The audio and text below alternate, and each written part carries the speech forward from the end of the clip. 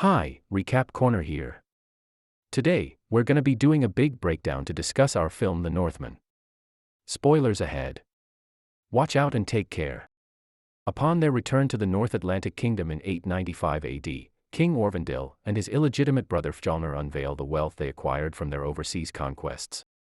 Reunited with his wife Gudrun and son Amleth, Orvandil gifts the latter a necklace taken from a defeated prince. Fjolnir, however, is in a sour mood after court jester Hymir makes a crude joke about him. Later, Orvandil shares with Gudrun his battle wounds, assuaging her concerns by stating his intentions to die honorably in combat. He does admit. Hymir instructed Orvandil to prepare Amleth for the worst eventuality. That night, Orvandil and Amleth went to the temple to conduct a rite of passage, thus officially transforming Amleth into a man. Hymir presided over the ceremony and imparted the knowledge of the tribe to Amleth, who swore to live with honor and avenge his father should he ever be slain by their enemies. Hymir gives Amleth a hallucinogenic drink which leads him to a vision of his family's lineage.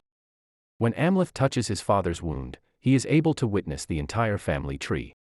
The two of them then depart from the temple and are ambushed by a group of masked warriors on horses. Amleth is urged to flee by Orvandil and hides behind a rock to witness his father getting struck by numerous arrows. When the leader of the group removes his mask, Amleth is shocked to find out that it is Fjolnir, his uncle, who then kills his brother in order to reign as king. Amleth rushes forward, slicing through the soldiers to reach Fjolnir. He stabs Fjolnir with his knife, killing him instantly, and then turns to Gudrun. She falls into his arms, relieved to be safe. Amleth then leads his people in a successful revolt against the soldiers, driving them away from the village. With the danger gone, Amleth and Gudrun are finally able to be together. Finnr was determined to keep his word to Fjolnir that Amleth was dead and gone, so he had thrown Amleth's body into the sea. Unbeknownst to Finnr, however, Amleth had survived the ordeal and eventually made his way to the land of the Russ, where he had taken up a life as a berserker with a tribe of Vikings. He had grown into a fierce warrior who, along with his band, would raid villages, kill soldiers, claim women, and capture young people to be sold as slaves. After a successful raid on Gardariki, Amleth left the celebrations behind to take a stroll and came upon a temple containing a seeress. Reminded of his revenge oath by the seeress, Amleth resolves to seek out Fjolnir in the land of the north and find a fated sword to match his rage. In order to do so, he must follow a vixen. The seeress then disappears, having revealed that Amleth's destiny is intertwined with a maiden king. When morning comes, Amleth learns that some of the slaves they've captured are to be sent to Iceland to work for Fjolnir, giving him the opportunity to gather valuable information about his uncle. It is then that Amleth spots a raven, and taking it as a sign from his late father. At Fjolnir's farm, Amleth is reunited with the Raven King, who reveals his true identity to Amleth and explains that he was sent to Iceland to restore the honor of his father's kingdom. The Raven King then devises a plan for Amleth and his companions to escape and make their way back to the Northlands. They will disguise themselves as traders, with Amleth posing as the leader of the group. Once they reach their destination, Amleth will have to prove his worthiness to the king of the Northlands and reclaim his rightful place as the ruler of his people. With the help of Olga, Amleth and his companions are able to make their way back to the Northlands and present themselves to the king. After hearing Amleth's story, the king is finally convinced of his worthiness, and he bestows the title of king upon Amleth, restoring the honor of his father's kingdom. Fjolnir was unimpressed by the frailness of the slaves and was prepared to send them away immediately. However, Amleth stepped forward to showcase his strength and introduced himself under a false name. Fjolnir saw potential in Amleth and decided to keep him, and he chose 2 men for the fields and some women to be his wife, particularly admiring Olga. On his first night, Amleth attempted to steal a knife from the farm, but was distracted when he spotted a vixen as the seeress had predicted, a sign that he was on the right path. Amleth worked hard as a slave and was eventually granted access to Fjolnir's home, where he made a startling revelation. Gudrun was there, alive and well, and had given birth to Gunnar as Fjolnir's new wife. Afterwards, Olga closely monitors Amleth to ensure he has gathered all the necessary information. Suddenly, soldiers appear and attempt to take her away. Before they can reach her, Olga implores Amleth to search for her if ever she is lost. When darkness falls, Amleth follows the fox and discovers a male witch living in a cave. The moment Amleth saw the he-witch, he knew he was in the presence of someone special. The he-witch had kept Hymir's head, preserved since the day Fjolnir had killed him. After a mystical ritual, Hymir's spirit spoke directly into Amleth's mind, revealing the secret of the legendary sword Draugr. To find it, Amleth must venture to the mound dweller. The he-witch warned him to trust in the moonlight. He also granted Amleth one final prophecy: one day, Amleth would have to decide between compassion for his kin or hatred for his enemies. Amleth cautiously approached the mound, the he-witch's words echoing in his head. He noticed the dweller's figure, illuminated by a sliver of moonlight. As Amleth reached for the sword, the dweller suddenly stirred and lunged at him. With only his wits to rely on, Amleth grabbed whatever debris he could find and used it to defend himself. The dweller staggered about the mound, and when the moonlight briefly shone upon him, Amleth remembered the he-witch's words and pushed the man down into the ray, immobilizing him. He then had the chance to finish him off, but as soon as he turned away, he found himself back at the beginning, the dweller sitting in the same spot with the sword on his lap. This time, when he attempts to take the sword, Amleth succeeds unhindered. Upon returning to the farm, Fjolnir's dog starts barking and Amleth throws a menacing glance at him, silencing his howling. Fjolnir, unaware of Amleth's presence, assumes the dog was just being overzealous and continues on his way to spend the night with Olga.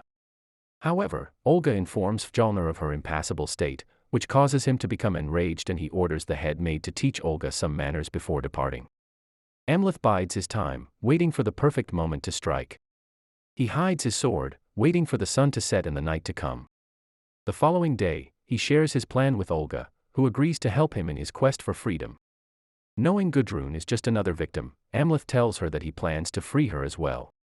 Fjolnir and his entourage travel to meet the chieftain, where they all partake in a game of Natlike. Amleth's patience is tested and he knows that the time to act is near. He waits for his chance to free his mother and Olga, and regain his own freedom.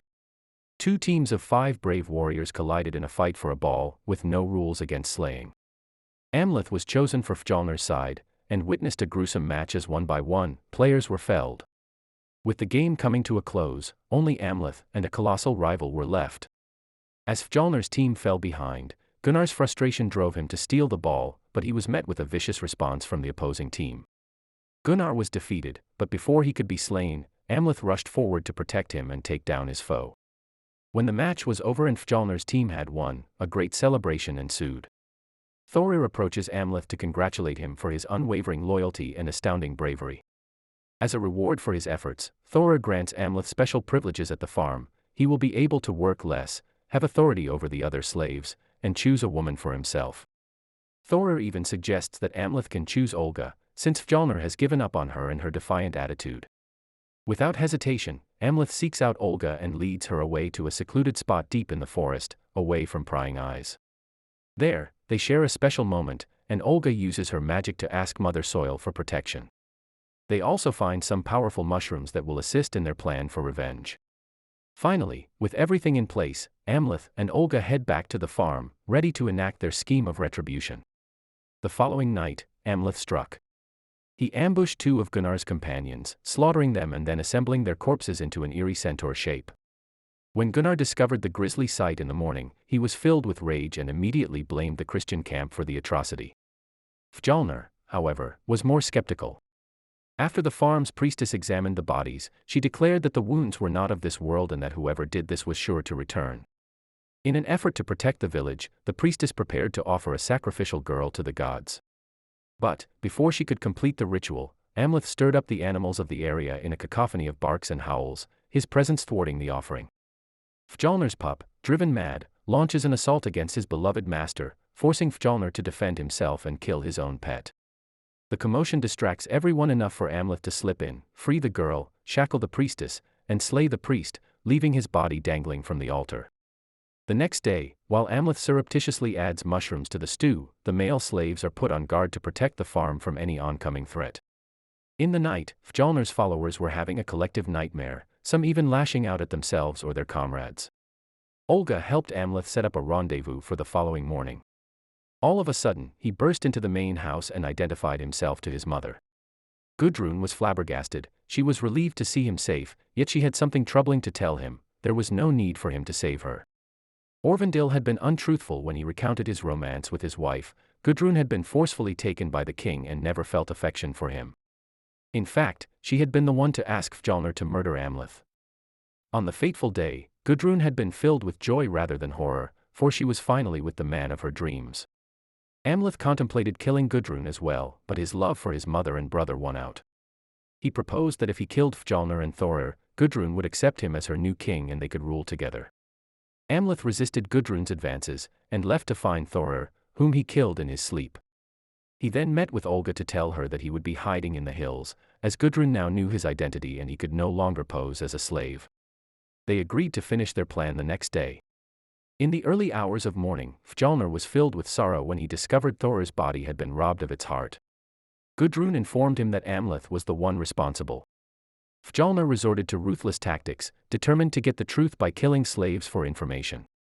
Just as he was about to execute Olga, Amleth emerged, wearing his princely necklace and revealing his identity. Amleth swiftly defended Olga, allowing her to escape, and allowed his captors to arrest him. Believing he had won, Fjolnir took the heart he thought was Thorir's, but Amleth exposed it as belonging to a dog. In a fit of rage, Fjolnir hung Amleth in the barn and cruelly beat him in an effort to make him confess the location of the real heart, but Amleth remained silent. Fjolnir had to leave to attend Thorir's funeral, but warned that he would return to finish the job. As they were leaving, one of Fjolnir's men carelessly knocked Amleth's sword to the ground, thinking it was useless since it could not be UNS. Once everyone had vacated, a flock of crows descended from the heavens with a cloaked figure in tow. Amleth was set free. Thorir was given a magnificent send-off and Gunnar was declared the legal ruler of the domain. When they finally arrived at the barn to execute Amleth, they found he had vanished. Amleth found himself atop a horse, being carried away by a Valkyrie to Valhalla. He soon realized, however, that it was not a dream, but Olga who had come to his rescue. This must be a sign of providence. Encouraged, Amleth decided to escape with her. They aimed for Orkney, where Amleth had family. After a long ride, they managed to find a boat to take them there. Amleth notices Olga has a scar on her neck that Fjolnir left there with his knife and decides to kiss it for comfort. This act gives him a vision of the family tree again. Thanks to this, Amleth learns Olga is pregnant with twins, and one of them will be the Maiden King from the Seeress prophecy. Amleth's decision to choose both kindness and hate was one of great courage and creative thought. He gave Olga his prince necklace to secure a future, then returned to the farm and slaughtered those responsible for his family's suffering. Knowing his children would never be safe with Fjolnir alive, Amleth took matters into his own hands, showing no mercy as he slowly killed Finnr through what remained of his nose. Through his daring and inventive plan, Amleth ensured his family would be safe from harm. Amleth, armed with his sword of revenge, strides into the Great Hall and finds Gudrun, armed with Fjolnir's sword. Despite her lack of combat experience, Gudrun is ready to protect herself and fight back. But Amleth is too quick for her and delivers a fatal blow, plunging his sword straight into her heart. In the same moment, Gunnar rushes towards him, determined to save his beloved, but Amleth easily shakes him off and stabs him too, ending his life in a matter of seconds. Fjolnir's heart filled with unbearable pain as he stumbled upon the lifeless bodies of his beloved wife and child. He turned to Amleth, his eyes burning with sorrow and rage, and declared, "We shall duel at the gates of hell. Prepare yourself." Amleth's journey to the volcano Hekla had come to an end. He saw Gudrun and Gunnar's bodies and his heart was heavy with sorrow. He then encountered Fjolnir, and they began a clash of blades over the molten lava. Amleth's strength and determination kept him in the fight, but Fjolnir had the upper hand and eventually stabbed him through the heart. Yet, Amleth mustered up enough strength to sever Fjolnir's head before his life ebbed away. At his death, he was gifted with a vision of Olga and their twins, who would be the Maiden King. A Valkyrie spirit then descended, ready to take Amleth to Valhalla. Thank you for joining us into our review. We hope you had as much fun watching it as we did breaking it down for you. Don't forget to hit that subscribe button and ring the bell so you never miss a video from us.